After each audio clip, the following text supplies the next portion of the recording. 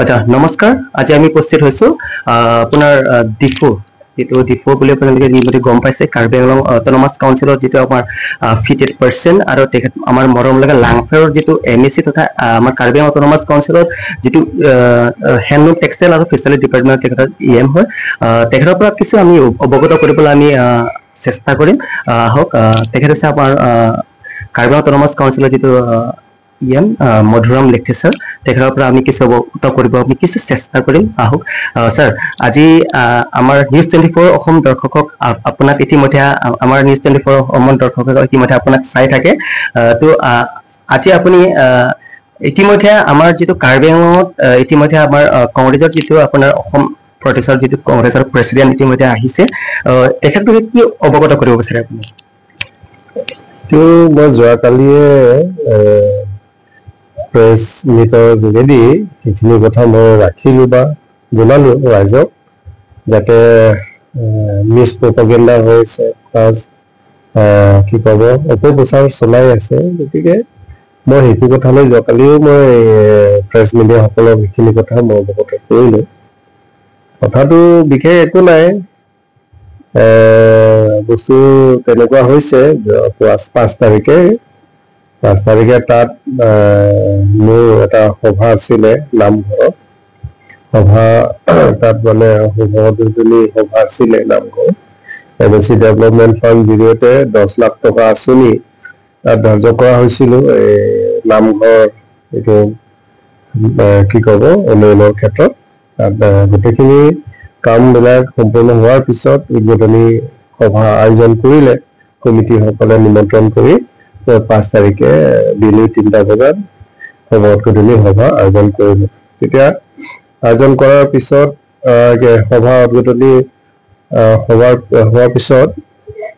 আমি এটা বৈঠক এটা তাত নামঘৰৰ ভিতৰতে কিবা আলোচনা চলি আছিলে যে আসাম দৰ্শন স্কিম যোগেদি মাননীয় মুখ্যমন্ত্ৰী মহোদয়ে প্ৰতিটো নামঘৰত বা উপন্যাসস্থলীৰ নামত 1.5 লাখ টকা প্ৰথম কিস্তি দিয়া হৈছিলে সেইখিনি টকা 4 তাৰিখে চেক বিতৰণ কৰিলো তাৰপিছত কৰাৰ পিছত আমি সেইখিনি কথা আলোচনা হৈ আছিলে তাত নামঘৰত আলোচনা হৈ থকাৰ সময়ত হঠাতে কি ক'ব আসাম প্ৰদেশ কংগ্ৰেছ কমিটি সভাপতি গৌৰৱ গগৈ কাৰ্বি আংলঙত তেওঁ ভ্ৰমণ সভা আছিলে 5 তাৰিখে বকুলিয়াত তেখেতক কংগ্ৰেছসকলে আদৰণি প্ৰগ্ৰাম কেনেকুৱা ৱেলকাম প্ৰগ্ৰাম কেনেকুৱা গম পাইছিলো তেতিয়া হয়তো তেওঁ গুৱাহাটীত গৈ থকা সময়তে নামঘৰটো সোমাই যাম তেনেকুৱা হয়তো ভাবিছে খুব সম্ভৱ তেতিয়া হঠাতে তেওঁলোকে সোমালে তাত আমাৰ সভা চলি থকাৰ মাজতে তেওঁ সোমাই যোৱাৰ পিছত আমিতো কি ক'ব তেওঁলোকে সোমাইছে তেওঁ যেহেতু সেৱা লৈ যাম বুলি তেওঁলোকে ভাবিছে সেৱা ল'বলৈ কাৰণে আমি জেগাও ঠিক কৰিছো তোমালোকে যদি সেৱা ল'ব বিচাৰিছে লোৱা ক'বলগীয়া একো নাই তথাপিও তেওঁলোকৰ মানুহে ভিডিঅ'টো লৈ ফুটেজটো লৈ অপপ্ৰচাৰ চলাই দিছে হয় নে নহয় অপপ্ৰচাৰ চলাইছে এই ক্ষেত্ৰত তেওঁলোকে নিজৰ ভৰিত কোঠাৰ মাৰা নিচিনা হৈছে হয় নে নহয় কাৰণ তেওঁলোকে নিজৰ লিডাৰ আহিছে ভালকৈ আদৰণি দিব লাগিছিলে ভালকৈ আদৰণি দি তাৰপিছতে নামঘৰত সেৱা ল'বলৈ কাৰণে তেওঁ বিচাৰিছে ভালকৈ প্ৰগ্ৰামবিলাক ঠিক কৰি দিব লাগে আমিতো বিশ্বাস কোৱা নাই যে আপোনালোকে সেৱা ল'ব নোৱাৰে সেৱা লওক কিন্তু অন্য সভা চলি থকা সময়ত ফটকে সোমাই যোৱাটো ঠিক নহয় কিন্তু কোনো তেনেকুৱা কৰিব নালাগে সোমাইছে আকৌ তেওঁলোকৰ মানুহে আকৌ নিউজত ভাইৰেল কৰি দিছে মধুৰাম লেখে বোলে পিউষ কি ক'ব এইটো সাক্ষাৎ কৰিছে কিবা এইটো গৌৰৱ গগৈ ডাঙৰীয়াৰ লগত সাক্ষাৎ কৰিছে তেনেকুৱা উপপ্ৰচাৰ কৰি দিলে তেওঁলোকে গতিকে তেওঁলোকৰ নিজৰ ভৰি নিজে কোঠাৰ মৰা নিচিনা হৈছে এতিয়া ৰাইজেতো দুখ পাইছে বেয়া পাইছে যে এজন ডাঙৰ নেতা আহিছে কংগ্ৰেছ নেতা হিচাপে ভালকৈ মানে তেওঁ ভ্ৰমণ কৰিব লাগিছিলে তেওঁ আহিব লাগিছিলে কাৰ্বি আংলঙত যে কি ক'ব উন্নয়নৰ ক্ষেত্ৰত কি কাৰ্বি আংলঙত হৈ আছে সেইখিনি চাব পাৰিলে হয়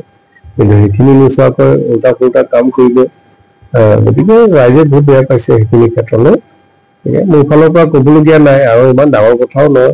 তেওঁলোকে নিজেই নিজৰ ওপৰতে কথাবিলাক অপপ্ৰচাৰ কৰি আছে মোক মানে তেওঁলোকে সাক্ষাৎ কৰিছে কিবা কৰিছে বুলি কোৱাৰ কাৰণে বাধ্য মই প্ৰেছ মিডিয়া ৰাখিবলগীয়া হ'লে প্ৰেছ মিট ৰাখিবলগীয়া হৈছে ইতিমধ্যে আপুনি কাৰ্বি আংলং বুলি ক'লে আপোনাৰ যিটো MSC আপুনি লাংখাৰ পৰা আপুনি কাৰ্বি আংলঙত তো আপুনি বিশেষকৈ আমাৰ লাংখাৰৰ বিষয়ে লাংখাৰৰ ডেভেলপমেণ্ট কিবা এটা প্ৰজেক্ট আৰু নতুনকৈ আপুনি এটা হাতত লৈছে নেকি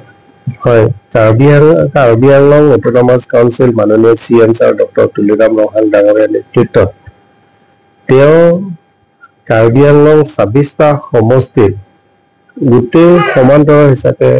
তেওঁ উন্নয়নৰ ক্ষেত্ৰত আগভাগ লৈছে তেখেতৰ লগত আমি কাম কৰিবলৈ যিটো সুবিধা পাইছো এইটোৰ কাৰণে ভাগ্য বুলি ক'ব লাগিব কাৰণ লাংখাৰত 3 বছৰ কাৰ্যকালত যথেষ্ট উন্নয়নৰ ক্ষেত্ৰত কাম